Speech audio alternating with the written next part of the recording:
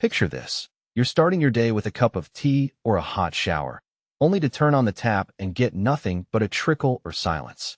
That's the frustrating reality hitting residents in Hawarden and Ewloe right now, thanks to a burst water main causing major disruptions in the CH5 area. But here's where it gets tricky. Is this just a one-off accident, or does it point to bigger issues with our aging water systems? Stick around as we dive into the details and explore what this means for everyday life. Welsh Water, also known as DWR Cymru, has officially acknowledged that a ruptured pipe in their network is the culprit, leading to reduced pressure or complete loss of water since early Sunday morning. Their team of skilled engineers is out there tirelessly pinpointing the exact spot of the damage and getting to work on the fix. The good news? They're optimistic that full water service will be back up and running by later this afternoon. It's a relief for those affected, but it reminds us how vital reliable infrastructure is for our daily routines. Think about how we depend on water for cooking, cleaning, and even flushing toilets. For beginners wondering what a burst water main really means, it's essentially when a pipe underground cracks or breaks under pressure, often due to wear and tear from years of service, weather changes, or sometimes even heavy machinery above ground. This can lead to water escaping into the soil, causing drops in pressure for nearby homes and businesses. In their latest online update, Welsh Water explained, "We're dealing with a fracture in our system that's impacting the water delivery to this region. While the repair is underway, you might notice reduced flow or no water at all. We anticipate everything returning to normal by this afternoon and sincerely regret any disruption this causes." To give everyone a clear view, they've shared a detailed map on their website highlighting the CH5 zone under attention, covering sections of Hawarden, Ewloe, Aston, and surrounding neighborhoods. If you're in these areas, checking the map can help confirm if your property is impacted. It's a handy tool to avoid any confusion. To make the process easier to follow, the company breaks down the repair into 5 straightforward steps. First, a thorough investigation to assess the situation. Second, precisely locating the faulty section. Third, carrying out the actual repairs, which might involve digging, replacing parts, and testing. Fourth, gradually bringing services back to full strength. And finally, sending out a wrap-up announcement once everything is confirmed stable. Once water starts flowing again, they recommend letting your cold kitchen faucet run for a bit to flush out any potential discoloration. This is a common occurrence after such incidents, as some sediment might get stirred up in the pipes. It's a simple tip that can prevent any surprises when you go to use the water.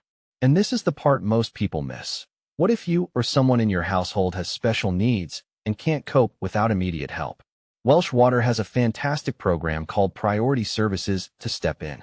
By signing up, you get extra protections like alerts about phony callers, a scam sadly on the rise, different ways to receive updates, and, where feasible, deliveries of bottled water for medical necessities. It's a reassuring layer of support that shows the company cares about vulnerable residents, and it's free to register, definitely worth considering if you're in an at-risk group. But here's where it gets controversial. Incidents like this spark debates about whether water companies are doing enough to prevent such breakdowns.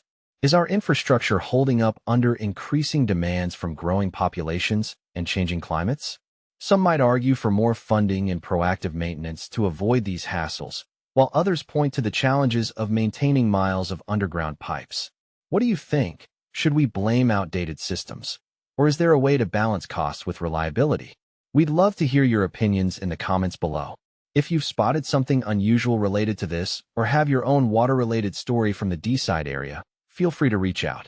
Send us a message on Facebook at https://m.me/Deeside a direct tweet at https://twitter.com/Deeside.com, or drop an email to Email Protected.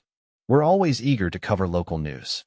In other recent headlines, North Wales mountain rescuers are calling on hikers to prepare thoroughly for winter outings to stay safe.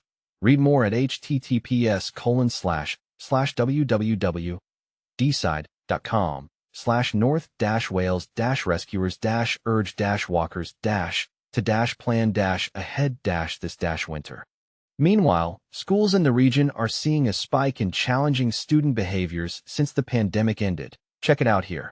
https://www www.dcide.com/schools-facing-rise-in-serious-behavioral-issues-post-pandemic. And Public Health Wales is pushing for early flu shots to protect against seasonal illnesses. Details at https://www.decide.com/public-health-wales-urges-early-flu-vaccination.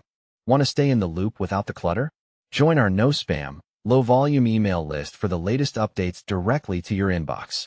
Do you have personal experiences with water outages that changed how you view essential services? Do you agree that more investment in infrastructure is overdue?